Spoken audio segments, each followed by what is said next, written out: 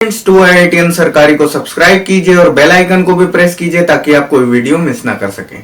तो देखिए बच्चों, आज की जो हमारी क्लास है उसमें हम लोग पढ़ने वाले विशिष्ट बालकों के बारे में। तो देखिए, जब आप स्कूल में पढ़ने जाते हैं तो आपको भिन्न भिन्न प्रकार के छात्र आपको मिलते हैं। कुछ छात्र आपसे पढ़ने में कमजोर होते हैं, कुछ छात्र आपसे पढ़ने में बहुत अधिक अच्छे होते हैं, और कुछ छात्र क्या होते हैं, मतलब एकाध जो क्लास में एक बच्चा ऐसा होता है जो सर्वश्रेष्ठ होता है, जो सबसे अच्छा होता है, जो टॉप करता है, जो सबसे अच्छे नंबर लाता है, वो क्लास में क्या होता है, सर्वश्रेष्ठ बच्चा होता है। और जब बच्चों से आप मिलते हैं तो कुछ बच्चे ऐसे भी होते हैं जो शारीरिक रूप से विकलांग होते हैं, तो और कुछ बच्चे होते हैं जो मंद बुद्धि के भी होते हैं। तो ये सारे क्या होते हैं, और कुछ बच्चे प्रखर प्रतिभाशाली होते हैं, प्रखर बुद्धि के होते हैं, तो बहुत अधिक प्रतिभाशाली होते हैं। तो ये सारे बच्चे जिनमें आपके बहुत अधिक प्रतिभाशाली, मंद बुद्धि और जिनके जो शारीरिक रूप से विकलांग हों, पिछड़े बालक हों, तो ये सारे जितने भी बालक होते हैं ये क्या होते हैं, विशिष्ट बालक होते हैं। इन्हीं के बारे में हमको यहाँ पर पढ़ना है, ठीक है। तो आइए देखते हैं इसको। प्रत्येक विद्यालय में शिक्षा प्राप्त करने के लिए सामान्य बालकों के अलावा कुछ बालक ऐसे भी जाते हैं जिनकी अपनी कुछ मानसिक विशेषताएं होती, जिनकी मतलब कुछ ना कुछ उनके अंदर एक नया गुण आपको देखने को मिलता है। ऐसे कुछ छात्र होते हैं। इनमें से कुछ बालक मंद बुद्धि, कुछ पिछड़े हुए और कुछ शारीरिक दोषों वाले बालक और कुछ प्रतिभाशाली बालक होते हैं। इन्हें विशिष्ट बालक या अपवादात्मक बालक होते हैं। तो अगर आपसे अपवादात्मक बालक भी पूछेगा तो आप विशिष्ट बालकों के बारे में ही बताएंगे, ठीक है। टेलफोर्ड तथा सांवरे ने विशिष्ट का अर्थ दुर्लभ गुणों से लगाया है, ठीक है। तो टेलफोर्ड और सांवरे ने जो विशिष्ट का जो अर्थ है वो क्या बताया है, वो दुर्लभ गुणों से लगाया है, ठीक है। अब विशिष्ट बालकों की जो परिभाषा है वो किसके अनुसार है, हेवेट और फोरनेस के अनुसार। तो उन्होंने कहा है कि विशिष्ट ऐसा व्यक्ति है जिसकी शारीरिक मानसिक बुद्धि, इंद्रियां, मांसपेशियों की क्षमताएं क्या है, अनोखी है। अनोखी है मतलब क्या है, अद्भुत है, दूसरे से अलग है, ठीक है। एक विचित्र प्रकार की मानसिक बुद्धि है, शक्ति है, क्षमता है, ये दूसरों से क्या है, बहुत अधिक भिन्न है। तो ये सब है आपको जो पढ़ना है। तो आप वीडियो को पॉज करके आप नोट डाउन कर लीजिए। अब देखिए विशिष्ट बालकों की विशेषताएं। तो विशिष्ट बालकों की विशेषताओं के विषय में बात करेंगे। तो देखिए, विशिष्ट बालकों के गुण सामान्य बालकों से अलग होते हैं। तो देखिए, जो विशिष्ट बालक जो होते हैं, तो विशिष्ट में किस किस कैटेगरी के बालक होते हैं, आपके विकलांग बालक होते हैं, प्रतिभाशाली बालक होते हैं, मंद बुद्धि वाले बालक होते हैं। तो उनकी जो विशेषताएं जो होती हैं, अब जो पिछड़े वर्ग का जो बालक होगा तो उसके पास संसाधनों की कमी होगी और उसको बहुत ज्यादा ज्ञान उस छात्र को नहीं होगा। तो वो क्या होगा, वो जो सामान्य बालक होते हैं उनसे क्या होते हैं, पिछड़े होते हैं। जैसे और प्रतिभाशाली बालक को ही देख ले। प्रतिभाशाली बालक को अगर देखेंगे तो जो प्रतिभाशाली बालक जो होते हैं तो वो विशेषताओं में सामान्य बालकों की अपेक्षा काफी अच्छा करते हैं। उनकी जो विशेषताएं होती हैं वो पॉजिटिव स्पिरिट में उनसे ज्यादा होती हैं, सकारात्मक उसमें ज्यादा होती हैं। तो ये क्या होते हैं, जो विशिष्ट बालकों के जो गुण होते हैं वो सामान्य बालकों से क्या होते हैं, अलग होते हैं, ठीक है। अलग में मतलब क्या हो सकते हैं कि अलग के सेंस में, इन द सेंस आपके अच्छे भी हो सकते हैं और सामान्य बालकों की तुलना में खराब भी हो सकते हैं, दोनों तरीके के हो सकते हैं। तो दूसरा पॉइंट है, विशिष्ट बालक शारीरिक, मानसिक, सामाजिक तथा भावनात्मक रूप से एक दूसरे से भिन्न होते हैं। हाँ, तो जो विशिष्ट बालक होते हैं वो सामाजिक, मानसिक और भावनात्मक तीनों तरीके से क्या होते हैं, सामान्य बालकों की अपेक्षा अलग होते हैं, ठीक है। और विशिष्ट बालकों की समझने की शक्ति सामान्य बालकों से भिन्न होती है। जो विशिष्ट बालक होते हैं उनके जो समझने की जो शक्ति होती है वो सामान्य बालकों की तुलना में अलग होती है। चौथा क्या है, एक विशिष्ट बालक की अधिकतम सामर्थ्य के विकास के लिए उसे विद्यालय की कार्य प्रणाली तथा उसके साथ किए जाने वाले व्यवहार में परिवर्तन की आवश्यकता होती है। तो अब देखिए ये जो पॉइंट है ये बहुत ही अच्छा पॉइंट है। इसको मैं आपको एक जो मंदबुद्धि बालक होता है और एक प्रतिभाशाली बालक होता है, दोनों के सेंस के लिए मैं बताऊंगा कि जो आपका एक मंदबुद्धि बालक होता है तो उसको पढ़ाने के लिए टीचर को ज्यादा मेहनत करनी पड़ती है, ज्यादा उसको टाइम देना पड़ता है, उसके लिए टाइम देना पड़ता है, उसको पढ़ाने के लिए, उसको समझाने के लिए ज्यादा समय खर्च करना पड़ता है, ज्यादा ठीक से पढ़ाना पड़ता है, कई कई तरीके अपनाने पड़ते हैं। ठीक है, जैसे कि कुछ चीजें उसको उनकी अधिगम अशक्ता होती, अधिगम उनको सीखने में प्रॉब्लम होती है, तो उन्हें चित्रों के माध्यम से भी बताना पड़ता है। अब प्रतिभाशाली बालक जो होता है उसको पढ़ाने के लिए भी शिक्षक को ज्यादा मेहनत करनी पड़ती, क्योंकि जो प्रतिभाशाली बालक जो होता है उसकी जो बुद्धि लब्धि होती है वो अपने आयु के बच्चों से ज्यादा होती है। मतलब एक मान लीजिए 14 साल का एक लड़का है, ठीक है, 14 साल का एक लड़का है, चलिए मैं 14 नहीं, मैं 18 साल का एक लड़का मान रहा हूं। एक 18 साल का एक लड़का है और एक 18 साल का दूसरा लड़का है। तो जो प्रतिभाशाली बालक है उसकी जो बुद्धि लब्धि है वो दूसरे बच्चे की तुलना में ज्यादा है। तो वो अगर मान लीजिए कि शिक्षक क्लास में पढ़ाता है, मान लीजिए 12th मैथमेटिक्स पढ़ाता है, क्लास में शिक्षक 12th मैथमेटिक्स पढ़ाता है, तो जो प्रतिभाशाली बालक होता है तो वो क्या करता है कि IIT JEE वगैरह में भी आए हुए जो क्वेश्चन होते हैं वो टीचर से पूछ लेता है।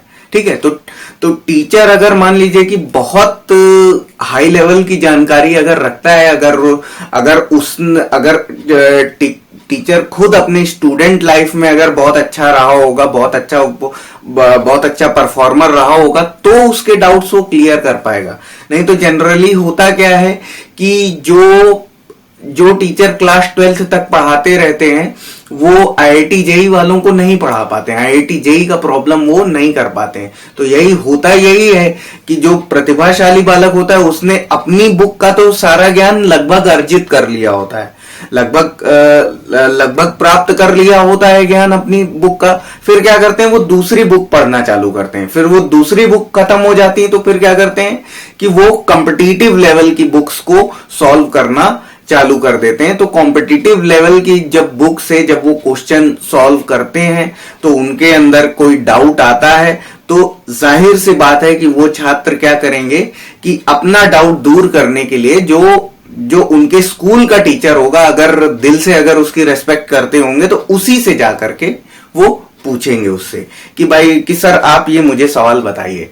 और नहीं अगर टीचर बता पाता है तो फिर क्या होता है कि मतलब स्टूडेंट को यही लगने लगता है कि शायद इनको नहीं आता है, और उसके लिए, और अगर मान लीजिए टीचर अगर सही में बता सकता है तो उसके लिए फिर क्या होना पड़ता है कि टीचर को अपने लिए, अब छात्र के लिए नहीं समय देना हो। मंद बुद्धि वाले बालक के केस में क्या होता है कि जो शिक्षक होता है उसको छात्र को ही समय देना होता है, लेकिन जो प्रतिभाशाली बालक जो होता है उसके लिए क्या होता है कि अपने खुद के लिए समय देना पड़ता है, खुद को इतना ज्यादा मजबूत बनाना होता है, खुद को आने वाली कल की समस्या के लिए तैयार करना होता है शिक्षक को। ठीक है, कि ताकि भाई कोई अगर IIT JEE का प्रॉब्लम पूछ सके तो मैं बता सकूं। तो उसके लिए क्या होता है, उसके लिए शिक्षक को भी गहन अध्ययन की आवश्यकता होती है। ठीक है, अब देखिए ये क्या होता है, विशिष्ट बालकों का विकास सामान्य बालकों की अपेक्षा तीव्र गति से होता है। तो इनका जो विशिष्ट बालकों की जो विकास की जो गति होती है वो सामान्य बालकों से थोड़ा तेज होती है। ठीक है, तो वीडियो को पॉज करके आप लोग नोट डाउन कर लीजिए इसको। ओके, तो देखिए अब हमारे पास जो पॉइंट है, विशिष्ट बालकों की विशिष्ट आवश्यकताएं, special needs of special children. तो देखिए इसको पढ़ते हैं हम लोग पहले। विशिष्ट बालकों की क्या आवश्यकताएं हैं, इनका पता लगाने के लिए हमें इन बालकों का मूल्यांकन करना होता है।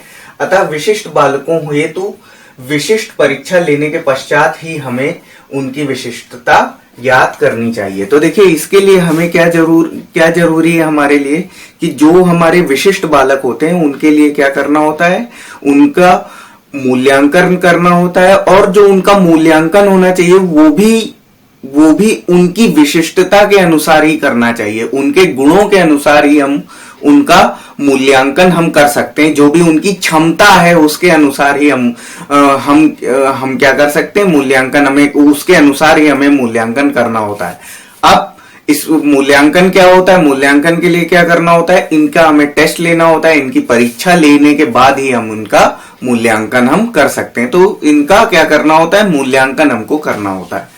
अब देखिए दूसरा पॉइंट है, बालकों को वर्गीकृत नहीं करना चाहिए, क्योंकि यह नकारात्मक पद्धति है, क्योंकि इससे बालकों के बारे में, उनकी अक्षमताओं के बारे में हम धारणा बना लेते हैं।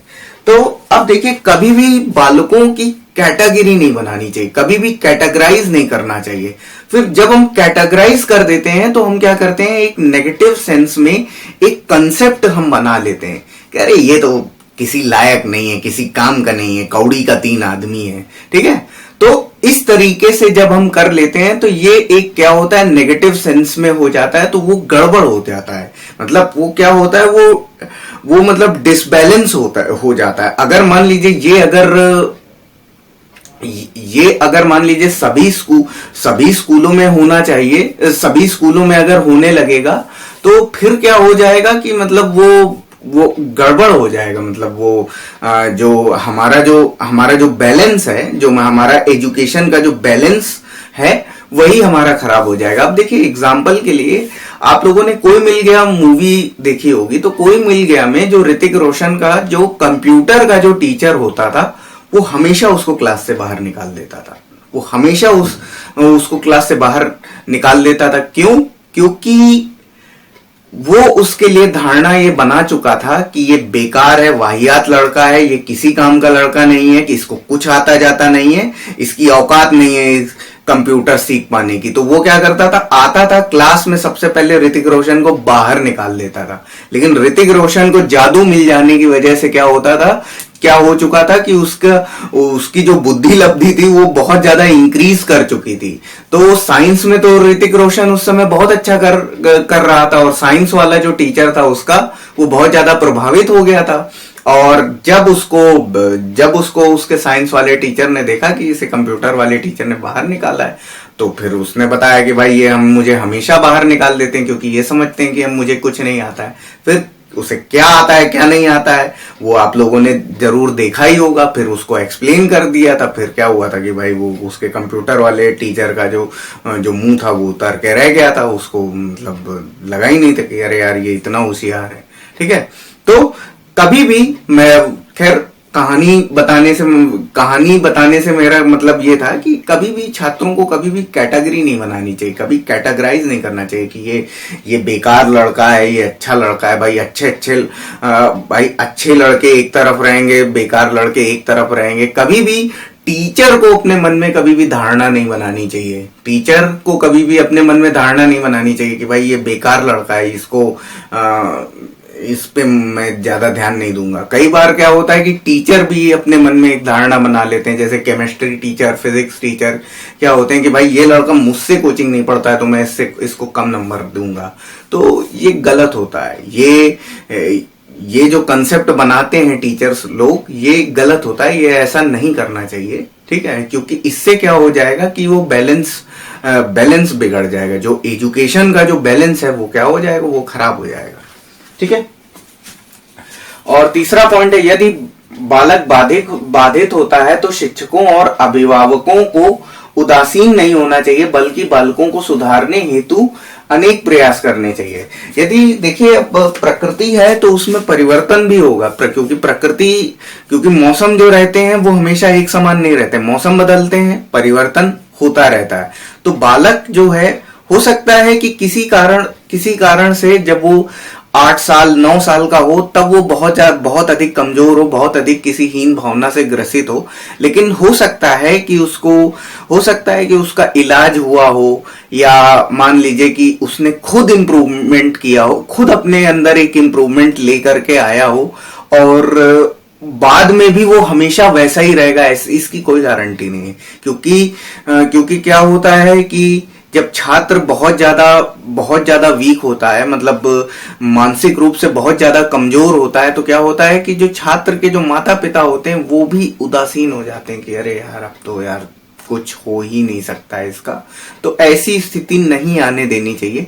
जो उनके माता पिता होते हैं उनको भी हार नहीं माननी चाहिए, और छात्र जो अपने स्तर पे, जिस स्तर पे खड़ा है उस स्तर पे रहकर जो वो अपने लिए कर सकता है वो उसे करना चाहिए। क्योंकि देखिए छात्र जब शारीरिक रूप से